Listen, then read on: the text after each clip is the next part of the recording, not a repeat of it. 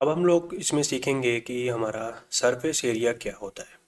तो surface area जो होता है उसको हम बोलते हैं केवल साइड वाला हिस्सा, यानी कि ऊपर और नीचे के हिस्से शामिल नहीं होते हैं।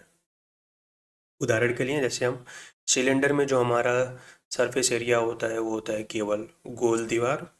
कोन में जो हिस्सा होता है वो तिरछा तिरछा वाला भाग। और क्यूबॉइड या क्यूब में जो हमारा सरफेस एरिया होता है वो होता है चार दीवारें। यह पूरी आकृति का बाहरी क्षेत्रफल होता है, साइड प्लस ऊपर प्लस नीचे को मिला के, जो जिसको हम लोग टोटल सरफेस एरिया बोलते हैं। और सरफेस एरिया सिर्फ वही होता है जिसमें हम जो साइड्स के पार्ट लेते हैं उसमें ऊपर और नीचे का हिस्सा अब हम लोग देखेंगे शामिल कुछ नहीं होता है। सरफेस एरिया के फॉर्मूला। पहला क्यूब का होता है।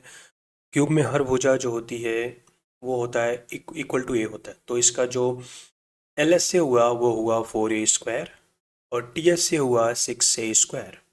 एंड क्यूबॉइड में यानी घनाभ में होता है, लेंथ हमारा होता है एल, ब्रेड्थ होता है बी और हाइट होता है एच। तो एल एस से हुआ 2h multiply by L plus B और टी एस से हुआ 2 multiply by L B plus B H plus H L. अब हम लोग देखते हैं सिलेंडर का। सिलेंडर का रेडियस आर होता है और हाइट एच होता है। तो उसका सी एस से हो जाएगा 2πr/h और उसका टी एस से हो जाएगा 2πr multiply by H plus R. अब आते हैं हम लोग कोन पे। कोन में होता है radius R, height H and slant height L.